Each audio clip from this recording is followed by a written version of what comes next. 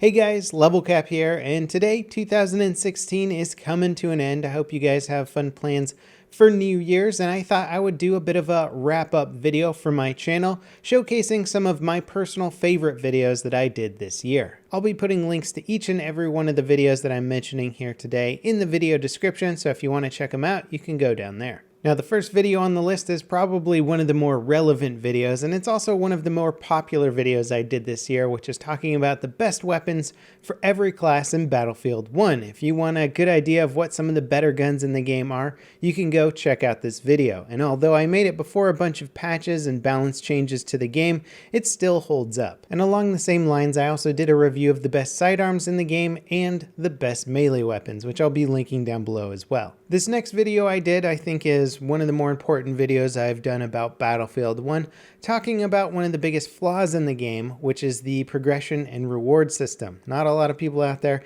enjoy the battle pack system or the customization options in Battlefield 1, and I go over a detailed account of the problems with it, how we can improve upon it, and it seems to have generated a pretty good discussion in the community, or at least added to the ongoing discussion in the community already. Now, this next video here is something that I was not expecting to go as popular as it did, but it ended up being one of my biggest videos of 2016, and it's simply a video where I talk about my reasons for stopping my airsoft content on my YouTube channel. And if you've been watching my channel for a while, you'll know that at one point there was pretty much weekly airsoft content coming out for it. It was very popular, everybody liked it, and then I stopped producing that content, and this video talks all about it. It's a pretty lengthy, long-winded video, but there was a lot of people interested in that topic, so if you are interested or you didn't realize that I answered that question, you can go check it out. Now, this next video here is something I was fairly proud I was able to put together. I spent a lot of time researching, fact-checking, getting all this information to put together a fairly detailed video about the website G2A, which is a key reselling website, and talking about how it's really disrupting the gaming economy and market, and also talking about a lot of the shady business practices that this company employs. And I personally believe G2A is sort of one of those companies that it's really gamers kind of destroying their own community, but not really being aware of how they're destroying it. And so I think it's a very important subject to bring up a lot and talk about, because it's one of those business models that's very easy to profit from, very easy to get cheap and free promotion for through the partnerships. And so it grew incredibly fast, but nobody was there to really keep them in line or check them.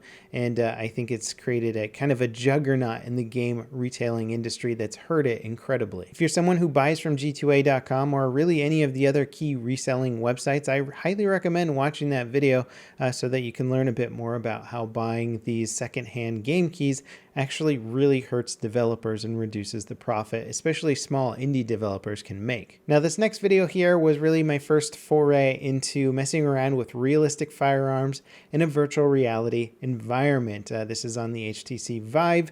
It was an incredibly cool experience. I still have it, and I mess around with it every now and then, but it's really a cool concept to think about these firearms operating realistically in this VR environment. And I talk all about it in this video, talk about the pros and cons, what gets me excited about the possibilities for future games and stuff like that. So if you want to see realistic firearms in VR, check out that video.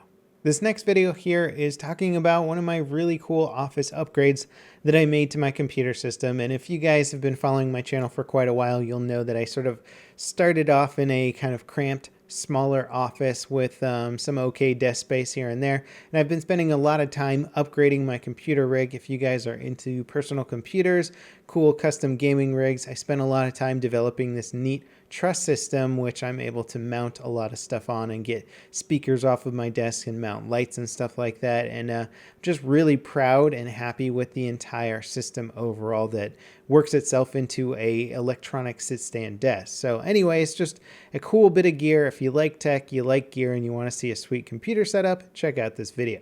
Now, this next video here is an episode of Squad Up, the show that we do pretty much every Friday. But I think this was one of the first times that we got the whole Squad Up crew into the game Squad, which is in open or early access right now on Steam. And it was just an incredibly fun experience, funny experience too. I thought it made for an absolutely great video, kind of having the 5 of us goofing around in a highly realistic military shooter, because we didn't necessarily take it too seriously, but at times it really demanded that of us. And I just think it makes for a great, super entertaining video. It didn't get a huge amount of views over the year, but I think it's just one of those things that I perhaps didn't title correctly or market right, as it's I think it's one of the better squad ups we had. And in the same vein of just playing with friends and having a good time, this is an episode of Double Vision, that show I do with Matimio, where we show alternating perspectives while we were fighting against each other with sniper rifles. And there were just some amazing clutch moments during this video. Very, very funny moments as well. I think one of the better double visions we've ever made. So if you're in the mood to go back and watch a little bit of Battlefield 4 content, I think this is really one of the better ones we did. Anyway, those are 8 of my favorite videos that I produced in 2016.